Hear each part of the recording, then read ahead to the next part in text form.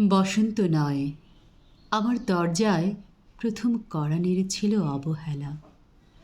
ভেবেছিলাম অনেকগুলো বর্ষা শেষে শরতের উষ্ণতা মিশিয়ে এলো বুঝি বসন্ত।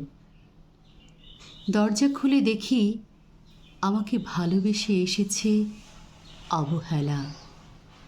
মধ্য দুপুরে তীর্যক রোদের মতো, অনেকটা নির্জলের মতো আমাকে আলিঙ্গন করে নিয়েছিল অনাকাঙ্ক্ষিত অবহেলা।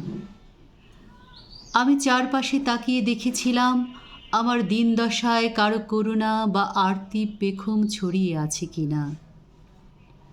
ছিল না।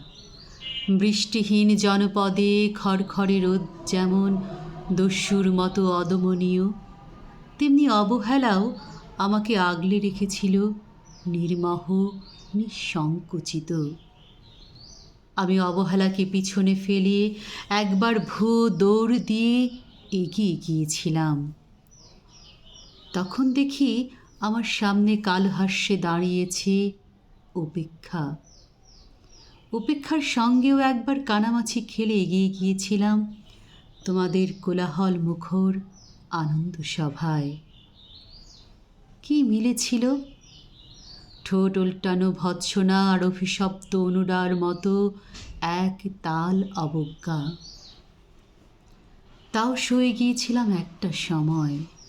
হ্যাঁ, একবার তোমরা যেন দয়া করে বাঁকা চোখে তাকিয়েছিলে আমার দিকে। তাচ্ছিল্য নয়, একটু মায়াই যেন ছিল। হতে পারে কাঁপা আবেগ ও মিশ্রিত ছিল তোমার দৃষ্টিতে।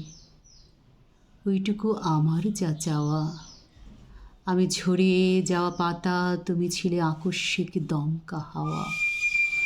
তারপরও অবহেলার চাদর ছাড়িয়ে, উপেক্ষার দেয়াল ডিঙিয়ে ও অবহেলার লাল দাগ মুছে জীবনের কোনো সীমারেখা ভাঙতে পারিনি আমি।